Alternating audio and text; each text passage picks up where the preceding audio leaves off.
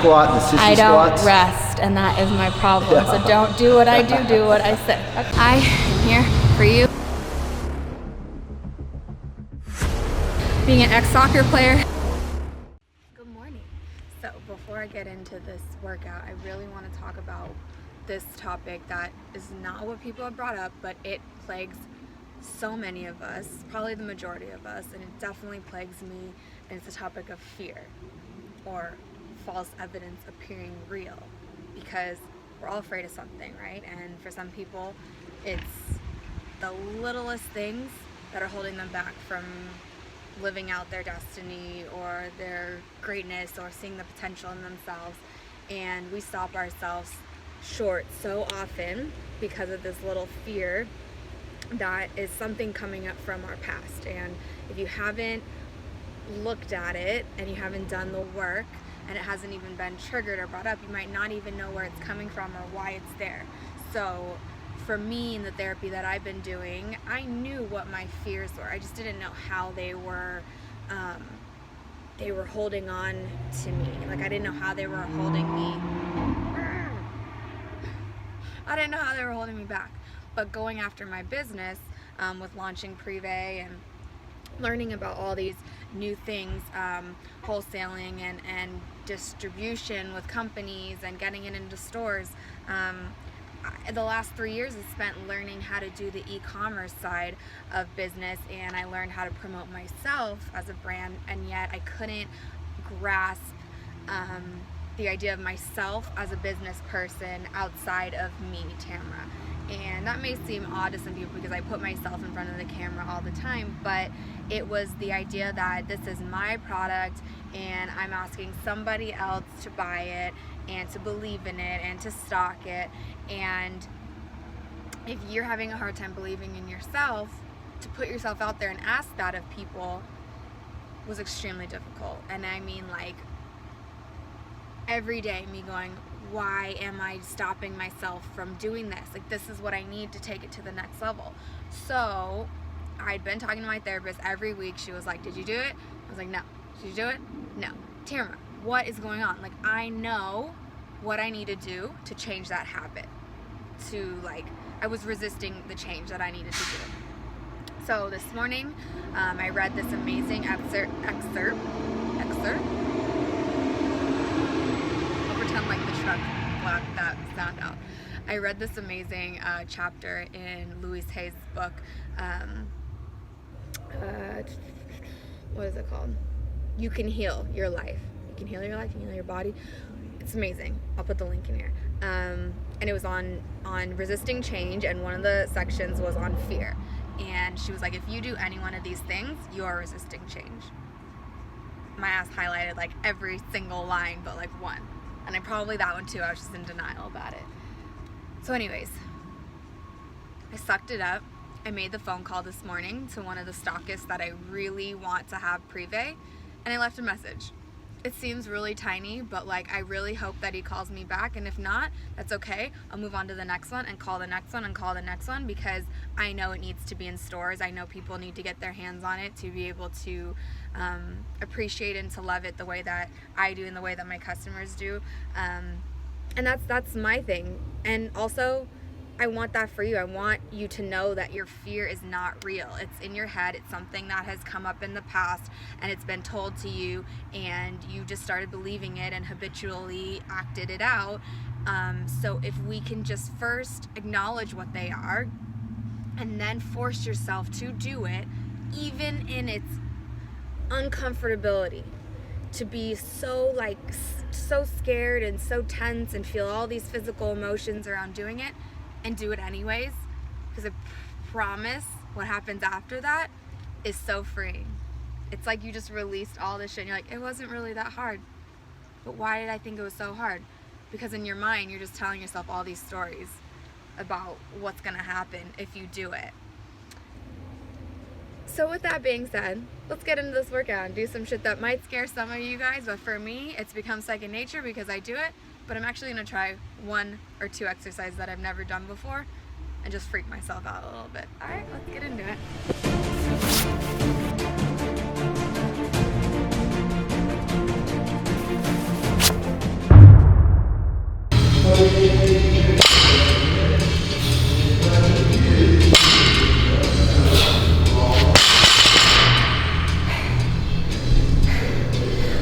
speaking of fears, because we were actually just talking about this. So I think when it comes to fears, a lot of people think that to like break a fear, you have to go to the extreme. And like someone's like, I'm afraid of spiders. Okay, so we gotta go fear factor, put myself in a freaking cage full of spiders and just get over it. Or heights, you used to jump out of a plane, which has been always my thing. I can break all my fears if I just do the most extreme thing. Signed myself up for skydiving, and that was for my 2 years ago birthday. Made the appointment, and the morning of, they called me from the company and was like, okay, Tamra, the plane had a little malfunction, but we can get you on it at the 3 p.m. instead of the 10 a.m. flight. So in my mind, I was like, fuck no. Like, if this plane's having malfunctions, ain't no way you're getting me on the 3 o'clock plane. I don't care what you did to fix it. This is a sign. I don't need to face my fears today. So 2 years later, and a lot of therapy and realizations to my life, it's not about tackling the biggest fears. It's about the day-to-day things that scare you, that keep you from the things you're going after, like making the call, asking for something, sending something in, putting in your resume, putting yourself out there.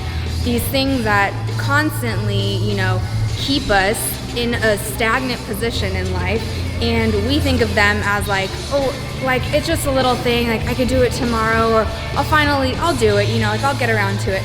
But if those things were just done right then instead of procrastinating, so like in the book it teaches you that procrastination is just like the exact result of holding on to a fear and not releasing it. So making the phone call for me this morning was one of those little things that I can do to get out of that fear mentality.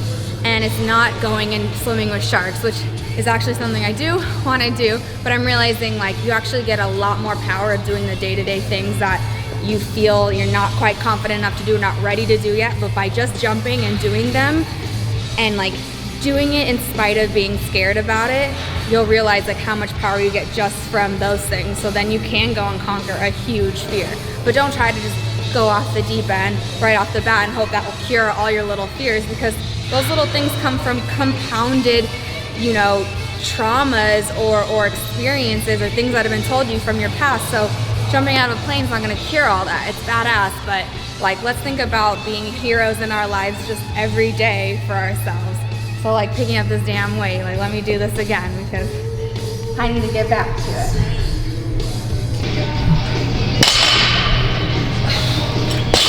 I will turn the music down. That's a nice little deadlift. Thank you. It only took me like a year to actually get it. That looks really good. I always like, every lift I did was with my upper body. Yeah. Shoulders, back, lower back. And I'd be like, why am I falling apart? Yeah. Finally, like the guy I was working with was like, Tamra, you were using 0 glutes. Like, I don't understand how you even do these lifts. Yeah. I was doing cleans with just all upper body, you know? Yeah. Just always hurting myself. My dad's a chiropractor, so he'd be like taping me. Why is this falling apart? Yeah. Dislocating shoulders. So, and it's funny because people are always like, just aesthetically, like, oh, you have really nice glutes. You must be like so strong with your lower body. Yeah. And I was like, I should be, but I'm not even activating my lower body. So when I started learning how to actually activate it, then my power just like shot up. Yeah, people can have that a good, you know, developed glute muscle, but yet still not having any strength or power. For sure. I think aesthetically, like people don't really realize it doesn't necessarily mean you have strong glutes. That's like me saying, hey, I got really good pecs, but I can't bench for like 20 pounds, you know? When I started powerlifting, I was doing more CrossFit and Olympic lifting, and most of the movements are front squats. So I had gotten to the point where when I squatted, I was you're all this quad dominant because it was always forward.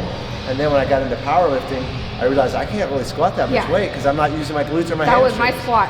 So then when I started sitting back and starting to fire my glutes and hamstrings, everything went That's off the first charts. thing I teach girls when I'm helping them learn how to lift is like, don't put weight on yourself. Like if I'm watching their squat and they're just going like this. I'm like, oh God, let's just stop this because you're gonna get injured, and you're not going to like help your glutes or your legs at all. And they're working on trying to get their glutes a certain aesthetic, but not realizing also that like when you do build your glutes, that is what's helping you be able to lift heavier, you know, and not injure yourself. Right. But actually, like, it's funny that you said you're quad dominant, because lately I've been trying to actually like isolate my quads.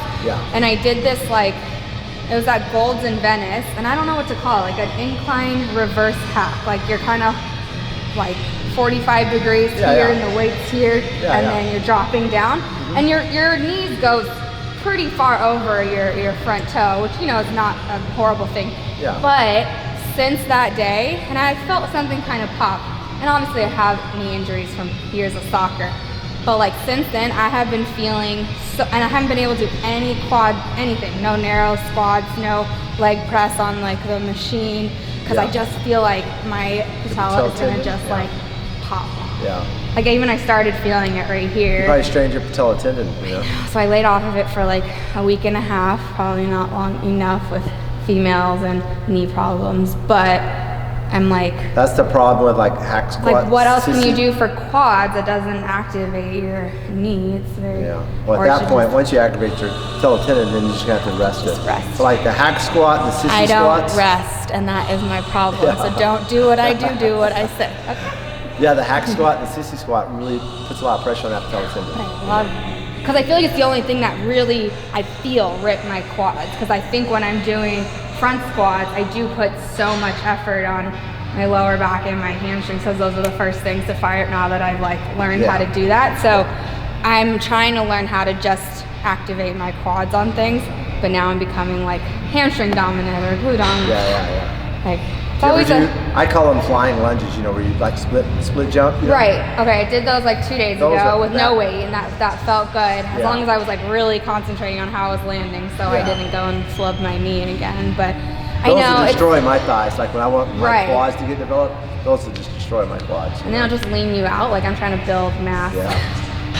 Oh, you want mass or you want to lean it? Yeah. I'm on the stage right now where I'm trying to like build everything. Because I never was about that before. I was always about competition, lean out, you know. And then when I started learning how to really lift, I was more into figuring out how to lift. And now I'm like, oh, let me use what I've learned to try to build, you know, certain body parts. Because before I was just bigger, like not muscular. So then leaning out, I just looked muscular. But now I'm actually strategically trying to build my shoulders, build my quads, my glutes and calves, and like create the, you know, symmetry that like I see in bodybuilding that I never actually went for. I just happened to naturally be muscular, and then people think like, oh, she knew exactly what she was doing. I was like, no, I just actually like started working out, you know, and being an athlete my whole life, it was not as hard. But now I'm like, really, I want to walk the walk and show people like you can build out certain parts of your body so that others can look smaller. Like even like Arnold Schwarzenegger back in the day, he said, you know, your body's just a lump of clay and you're the artist. So I have that whole quote like in my room. I love it, because my dad, he used to lift with Arnold, and he would compete with him, because they're both from Germany. Well, he's from Austria, my dad's from Germany, and like so I always had that like in my mind that you can create anything you want. It's just I was always afraid of muscle growing up, like because I got made fun of for it, and now that I'm like owning it and loving that that's my body type, now I'm like, let's just see how far I can take it. See what we can do with this thing. So that's where I'm at. No fear over here. Good for you. That's awesome. Thank you.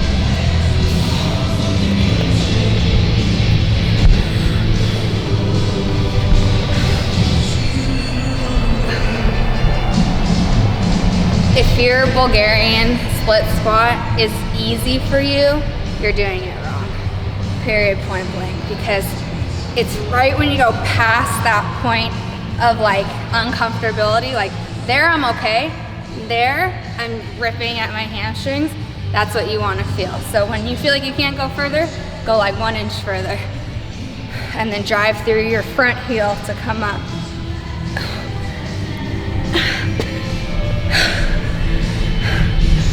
This is my first time doing the pit shark.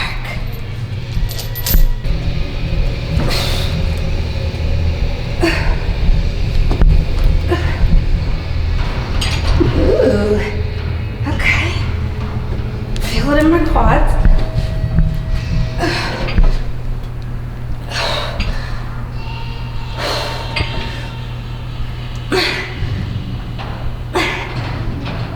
Okay, lock, pull,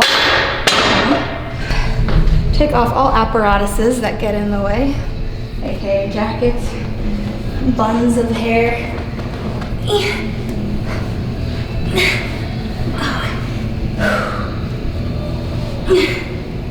Oh, I'm sure that looks real pretty.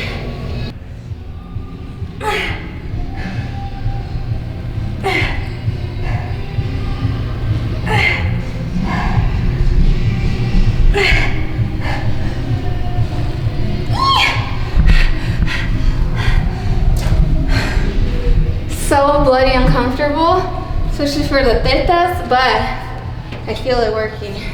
Really.